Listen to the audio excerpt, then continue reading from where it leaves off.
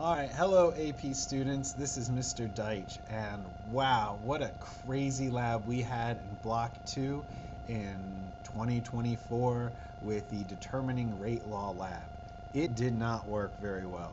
You were supposed to have seen your reactions happen between 15 seconds and 1 minute and a half, and as you all found out, it only lasted about 3 seconds tops, maybe 4 if you were lucky. It is going to be almost impossible for you to get good data from that. So we're going to do something a bit different.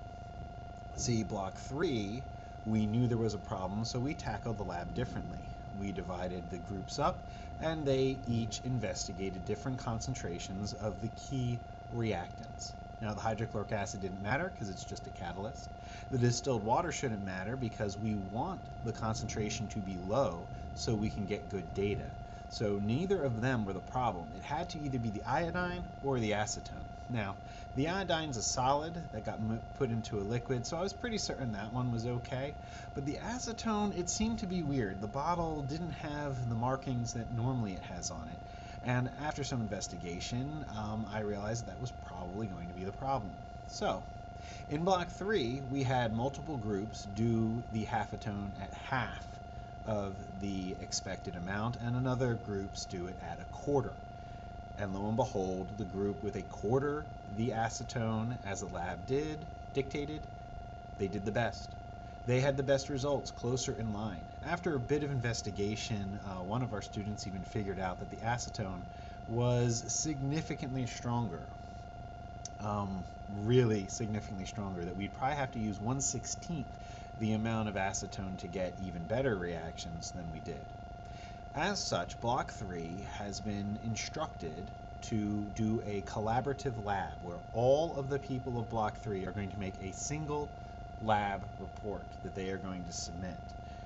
Block 2, you are going to be their proofreaders. You are going to go through their lab report, you're going to check their math, you're going to comment and fix things, as well as add your own takes. Let them know how it went. Put in that error statement that, using the acetone at its full strength, which was significantly higher than it should have been, yielded bad results. Do add to it. Make it informative. And if everyone adds something to it, whether it is a comment, a proofread, data, math, then everyone will have the same shared grade. I don't think I will ever do this again. It was a really weird instance that this happened, and I mean, other times I think I would just have you redo the lab from scratch, but considering the stress and considering all the things we have to do, this is what I'm doing. So to clarify, the lab was messed up. It was not your fault. Block 3 got good data because we analyzed the issue, broke the groups apart, and had them test the various things at various concentrations to determine that the acetone was indeed the problem. They are making a unified document where they are going to each add their data, their information, they're going to look over their calculations. I mean, it's the same thing as normal, we'll just need one calculation per. But that is what Block 3 is going to do. Block 2, you are going to either add to the document with your own insights, whether it is error or statements or whatnot or data, or you're going to proofread what they have done, writing in comments, corrections, and typing in fixes, whether it's fixing a spelling error, clarifying what they're doing, etc. You will then have one lab that will be handed in for everyone, Block 2 and Block 3, and credit will be given. Now, considering Block 3 was able to sort this out and figure this out, they should share their experiences with people in Block 2, letting them know what they did, how it worked, why it worked, and what they saw, because the thinking and the learning is what is most important for this. So, that's what's going to be done.